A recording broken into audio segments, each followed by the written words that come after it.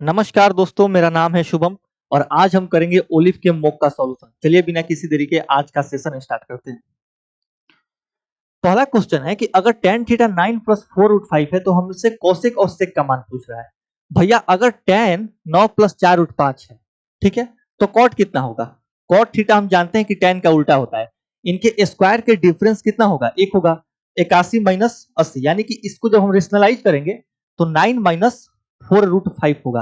अब आप थोड़ा सा ध्यान से सुनिए, tan प्लस कॉट किसके बराबर होता है? सेक इज टू कॉसेक के। यानी कि अगर हम tan प्लस कॉट कर दें तो मेरे भाई 9 प्लस 4 रूट 5 और 9 माइनस 4 रूट 5 अगर हम जोड़ेंगे तो ये 18 आएगा, क्योंकि tan प्लस कॉट सेक और कोसेक के प्रोडक्ट के बराबर में होता है। एक वर्ष के लिए मूलधन और साधारण ब्याज का अनुपात 20:3 है, तो ब्याज 3/20 का मतलब होता है 15%। 15% ऑप्शन ए। 27 भुजाओं वाले एक बहुभुज के विकर्णों की संख्या n/n-3 करेंगे। 27 गुने 27 माइनस 3 करेंगे तो 24 बटे में अगर हम 2 करेंगे तो 27 क्या है? 9 का एक मल्टीपल है, तो आंसर भी 9 का मल्टीपल होगा। ऑप्शन ए हो सकता है और ऑप्शन ए ही सिर्फ 9 का मल्टीपल है। एबीसी का क्षेत्रफल 44 सेंटीमीटर स्क्वायर है, यानी डी बीसी का मध्य बिंदु है, ई एबी का मध्य बिंदु है, तो बीडीई का क्षेत्रफल अगर हम मध्य बिंदु से मेरे भाई मिला दें तो जो क्षेत्रफल होगा वो 1/4 होता है, तो 44 का 1/4 करेंगे तो ये 11 आएगा। ए किसी कार्य को 40 दिनों में पूरा कर सकता है, वह बी से 2 गुना तेज है जबकि बी सी से 3 गुना तेज है। यदि वे सभी एक साथ कार्य करते हैं तो कार्य कितने दिनों में पूरा होगा? मान लो कि 40 दिनों में ए का एफिशिएंसी हम 6 मानते हैं, ठीक है ना? तो ए का एफिशिएंसी अगर 6 है तो बी का इससे आधा होगा 3, और बी सी से 3 गुना है तो यहाँ पे कितना होगा? 1। अब देखो 6 3 9 1 10, 10 चौके 40, 6 गुने 4 अगर हम करेंगे तो ये 24 आएगा, ऑप्शन बी। इसको हमें सॉल्व करना है, ठीक है ना? एक्स स्क्वायर का मान निकालना है, एक्स का मान हमें दिया है। जब हम इसको मेरे भाई एक्स स्क्वायर करेंगे तो यहाँ का रूट हटेगा, यहाँ का रूट हटेगा। अरे भैया ए प्लस बी के होल स्क्वायर पे इसको तोड़िए, ये ए मानिए और ये बी मानिए। ए स्क्वायर करेंगे तो यहाँ का रूट हटेगा, यहाँ का भी रूट हटेगा।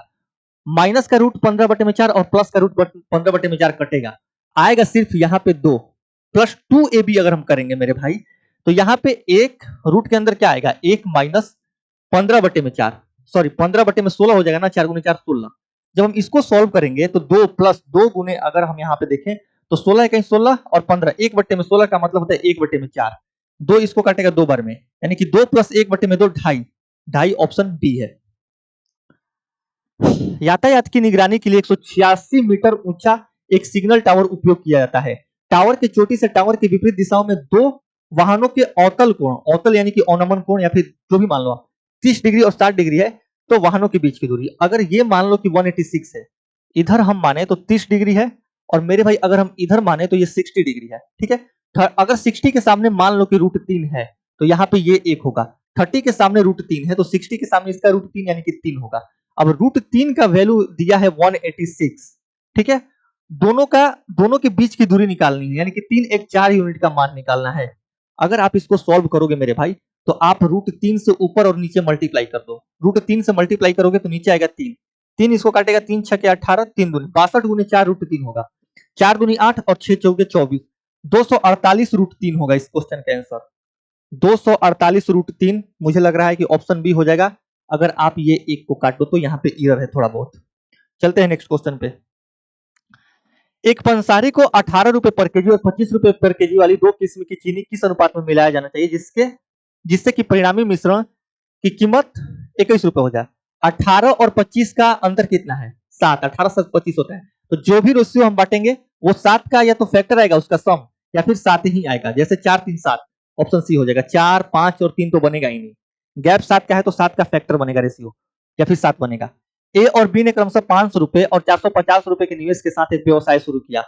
4 महीने के अंत में ए अपने निवेश का 50% वापस ले लेता है। 6 महीने के अंत में बी ने 50 रुपए का निवेश किया तथा सी ने 600 रुपए का निवेश के साथ ए और बी के साथ शामिल हो गया। यदि लाभ में बी का हिस्सा 34,200 रुपए है तो वर्ष के अंत में होने वाला कुल लाभ, अगर हम देखें मेरे भाई तो ए बी सी यहाँ पे हम मान लेते हैं, ए बी और सी मान लेते हैं। हम 50 रुपया को 1 यूनिट अगर माने तो यहाँ पे ये 10 यूनिट इन्वेस्ट कर रहा है मेरे भाई। 50 दहिया 10, ये 9 यूनिट, 50 9 450 और ये 12 यूनिट, ठीक है। आगे बोला जा रहा है कि 4 महीने बाद ए अपने निवेश का 50% वापस ले रहा है, यानी कि 4 महीने के लिए 10 निवेश कर रहा है, प्लस में मेरे भाई अगर 50% वापस ले रहा है तो 5 गुनी ये 8 महीने के लिए कर रहा है, यानी कि टोटल 80 यूनिट। ठीक है, आगे बोला जा रहा है कि सी ने 6 महीने के अंत में बी ने अतिरिक्त 50 रुपए का निवेश किया, यानी कि 9 यूनिट 6 महीने के लिए, और 50 यूनिट को अगर हम 1 यूनिट माने हैं तो 9 और 1 10 यूनिट अतिरिक्त 6 महीने के लिए। अगर हम इसको जोड़ें तो 9 6 का 54 और 10 6 का मेरे भाई 16, सॉरी 60, कितना होगा 114। ठीक है, और ये 6 महीने के लिए निवेश कर रहा है, यानी कि टोटल इसका होगा 72। अब हमसे बोला जा रहा है कि बी का हिस्सा 34200 है, 34200 मतलब कि 3 गुना है, ठीक है ना, 300 गुना है। तो ए बी सी का कुल लाभ हमसे पूछा जा रहा है। अगर हम इसको जोड़ेंगे, आप खुद से सोचिए, तो 4 2 6, 6 और 8, अगर हम इसको जोड़ेंगे तो 4 और 2 6, यूनिट रीड पे 6 आएगा। जब हम उसको 300 से मल्टीप्लाई करेंगे मेरे भाई, तो 6 18, यानी कि 0 के बाद जो भी अंक आएगा वो 8 होगा, जो कि सिर्फ ऑप्शन बी में है। यदि किसी घन में रखी जा सकने वाली किसी छड़ की अधिकतम लंबाई x है तो x का मान, हम जानते हैं कि घन का भुजा अगर रूट मान लो कि a है तो रूट 3a कितना होगा, 100 होगा। तो अगर हम x स्क्वायर करेंगे मेरे भाई तो ये कितना होगा 3a स्क्वायर, ठीक है ना। अब अगर हम देखें तो सभी भुजाओं की संयुक्त लंबाई तो ये नहीं होगी, इसके आयतन का रूट 3 गुना, आयतन कितना होता है AQ होता है, तो AQ का रूट 3 गुना तो नहीं होगा ये, क्योंकि ये 3a स्क्वायर हो रहा है। कुल पृष्ठीय के क्षेत्रफल का आधा हो जाएगा, क्योंकि कुल पृष्ठीय क्षेत्रफल होता है 6a स्क्वायर और ये इसका आधा है, option C. x minus 3y का होल क्यूब में हमसे y का गुणांक पूछा जा रहा है। अब आप खुद से सोचो, ये माइनस का है तो जब हम y का गुणांक निकालेंगे तो ये माइनस में ही आएगा। जब माइनस में ही आएगा मेरे भाई तो प्लस वाले दोनों ऑप्शन काट दो, ठीक है। ये माइनस 3x स्क्वायर है और ये माइनस 9x स्क्वायर है। अब अगर हम यहां पे देखें तो माइनस 3y, अरे भैया a q minus b q minus 3ab अगर हम करेंगे तो 3 गुने 3 9 तो आएगा ही, 3 तो नहीं होगा, 3 मेरे भाई नहीं होगा, क्योंकि 3ab करेंगे तो 3 गुने 3 9 कोफिशिएंट होगा ना कि 3 होगा। एक तटीय नौका 36 किलोमीटर पर आवर की गति से 10 घंटे में अपनी यात्रा पूरी करती है। यह उस यात्रा को 8 घंटे में पूरा करने के लिए उसके गति में 8 से 10 करना पड़ेगा, यानी 2 बढ़ाना पड़ेगा 8 पे। 2/8 का मतलब 1/4 का मतलब 25%, ऑप्शन डी। 9 क्रमागत विषम संख्याओं का औसत 21 है। सबसे छोटी, दूसरी सबसे छोटी और सबसे बड़ी संख्या का योगफल क्या होगा। अगर हम देखें तो सबसे छोटी मेरे भाई, सबसे छोटी और सबसे बड़ी संख्या का जो योगफल होगा वो एवरेज का डबल होगा, यानी कि 21 दूनी 42। अब दूसरी सबसे छोटी अगर हम देखें तो 9 संख्याएं हैं तो पांचवा संख्या हमारा क्या होगा, औसत हुआ होगा, और 5 संख्याओं में 4 का गैप बनेगा और एक गैप 2 का बनेगा, यानी कि 4 दूनी 8 अगर हम 21 में से घटा दें तो मेरे भाई 21 में से अगर हम 8 घटाएंगे तो 13 होगा। 13 सबसे छोटी संख्या है तो दूसरी सबसे छोटी संख्या 15 होगा। 13 और 2 15, 42 और 15 कितना होगा 57। 80 का 70% असत्य 56, ठीक है। और 260 के 1/4 से कितना अधिक है। अगर हम इसको काटें तो 4 6 का 24 और 4 5 20, 56 और 65 का अगर हम देखें अंतर तो सी, ऑप्शन सी। 168 गुने 168 का मान जो भी होगा यूनिट यूनिट पे 4 आएगा, जो कि सिर्फ ऑप्शन डी में है। या फिर अगर मान लो 2 यूनिट यूनिट पे 4 होते तो 8 6 14 1 15, ये 3 का मल्टीपल, ये भी 3 का मल्टीपल, 3 गुने 3 हम 9 का मल्टीपल भी चेक कर सकते थे। एक वृत्त के केंद्र पर एक चाप द्वारा अंतरित कोण का माप। एक वृत्त के केंद्र पर चाप द्वारा अंतरित कोण का माप वृत्त पर किसी बिंदु पर चाप द्वारा अंतरित कोण की आधी माप के बराबर नहीं होती है, बिल्कुल नहीं, डबल होता है केंद्र वाला एंगल। वृत्त के अंदर किसी बिंदु पर चाप द्वारा अंतरित कोण के माप के समान होती है, बिल्कुल नहीं, ये कैसे बोल सकते हैं आप। वृत्त पर किसी बिंदु पर चाप द्वारा अंतरित कोण की माप के दोगुने के बराबर होती है, बिल्कुल, option C is the right answer.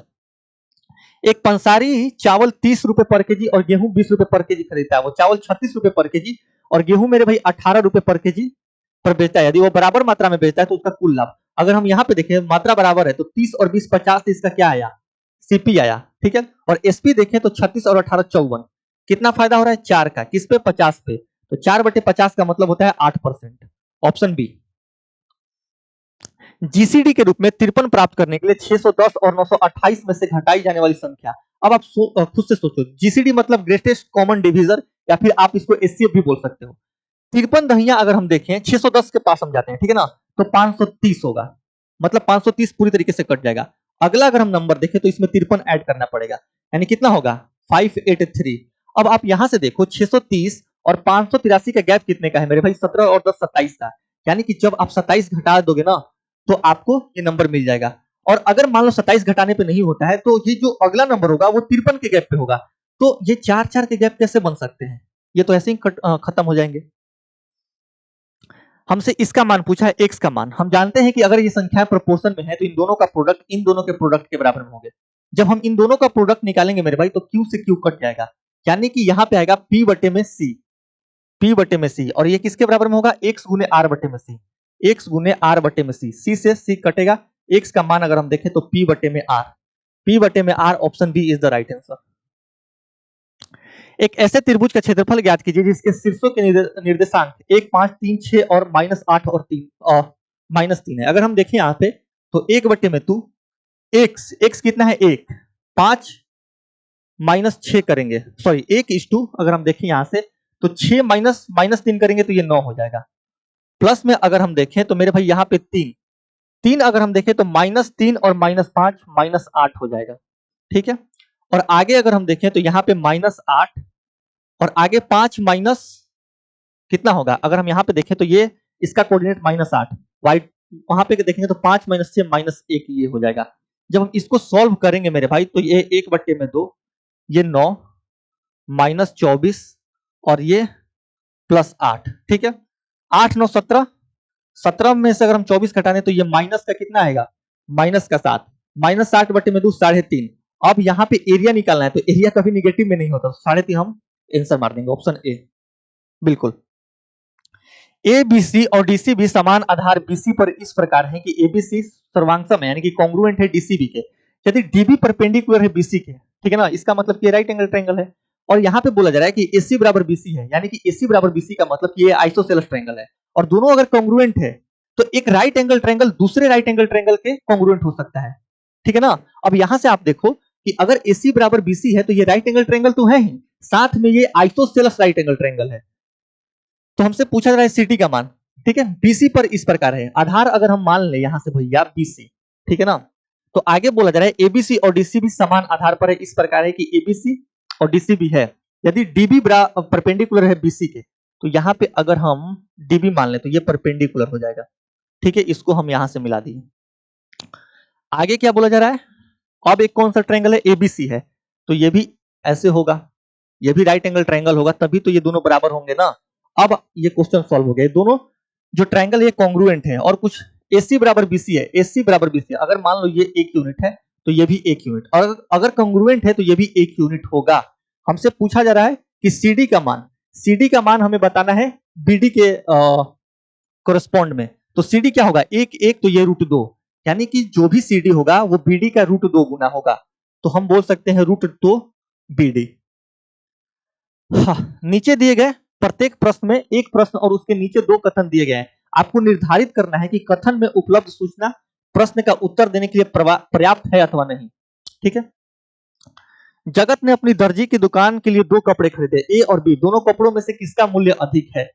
उसने कपड़े ए में से 39 मीटर और कपड़े बी में से 91 मीटर खरीदा। तो यहां से तो हम नहीं बता सकते हैं कि किस कपड़े का मूल्य अधिक है। कपड़े बी के 28 मीटर का मूल्य कपड़े ए के 10 मीटर के मूल्य से अधिक है।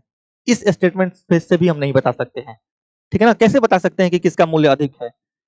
यदि प्रश्न का उत्तर अकेले कथन ए के उपयोग से दिया जा सकता है, प्रश्न का उत्तर अकेले कथन बी के उपयोग करके दिया सकता है, बिल्कुल नहीं। यदि इस प्रश्न का उत्तर अकेले किसी भी एक कथन का उपयोग करके दिया सकता है, बिल्कुल नहीं। यदि दोनों कथनों का एक साथ उपयोग करके भी प्रश्न नहीं दिया जा सकता है, उत्तर नहीं दिया सकता है, बिल्कुल। दोनों कथन को एक में, दोनों स्टेटमेंट को एक में मिला दीजिएगा, तब भी इसका आंसर नहीं आएगा। एक वृत्ताकार तालाब एक वर्ग के पार्क के अंदर बनाया गया है ताकि तालाब पार्क के चारों ओर के किनारे को छू सके, बिल्कुल। यदि वर्ग देखें हम मेरे भाई, अगर हम देखें तो वर्ग पार्क का पक्ष यानी कि साइड 50 मीटर है, तो तालाब और पार्क के बीच के रास्ते का क्षेत्रफल। अब आप खुद से सोचिए, अगर हम वर्ग का एरिया निकालेंगे तो 50 का स्क्वायर करेंगे, ठीक है ना। और इसके अंदर एक इन सर्कल बना हुआ है। हम जानते हैं कि वर्ग के अंदर अगर इन सर्कल बनाए तो उसका जो रेडियस होता है वो वर्ग के साइड का आधा होता है, यानी कि 22 बटे में 7, इसको हम 3.14 भी लिख सकते हैं। आर स्क्वायर यानी कि 25 का मेरे भाई स्क्वायर, ठीक है ना। आर स्क्वायर इसके साइड का आधा होगा। जब हम इसको सॉल्व करेंगे मेरे दोस्त, तो 225 अगर हम यहां से मान लो कि 625 कॉमन ले लिए, ठीक है ना। तो यहाँ पे 225 जब हम कॉमन लिए तो 2 गुने 2 यानी कि 4 बच रहा है, 4 माइनस 3.14। अब आप यहाँ पे देखो 625 गुने आप 0.86 करो। अब ये कैलकुलेशन अगर आपको टैकल करना है बहुत जल्दी से, तो देखो हम जानते हैं कि 62.5% किसके बराबर में होता है, 5/8 के। तो आप थोड़े देर के लिए 62.5 इसको देखो, यानी कि 86 में आप 5/8 से मल्टीप्लाई करो, ठीक है ना। अगर आप इसको काटोगे तो कितने बार में जाएगा, 8 दहिया 80, 8 साते 56, 8 पांचे 40। जब आप 5 को 10.75 में मल्टीप्लाई करोगे तो कितना होगा, 5×25 के 5 हासिल 2, 7×5 35, 2 37 के 7 हासिल 3, 10×5 50 और 3 53। यानी कि कहीं ना कहीं ये 5375 का फॉर्म तो बनेगा ही बनेगा। आप पॉइंट डेसिमल जीरो को भूल जाइए, 5375 उसमें आएगा, जो कि सिर्फ ऑप्शन ए में है। तो ये था हमारा लास्ट क्वेश्चन। मैं टेलीग्राम का लिंक डाल दूंगा क्लास वीडियो के डिस्क्रिप्शन में, वहां से आपको इस क्लास का क्या मिल जाएगा, क्लास नोट्स मिल जाएगा। मिलते हैं नेक्स्ट क्लास में, थैंक यू।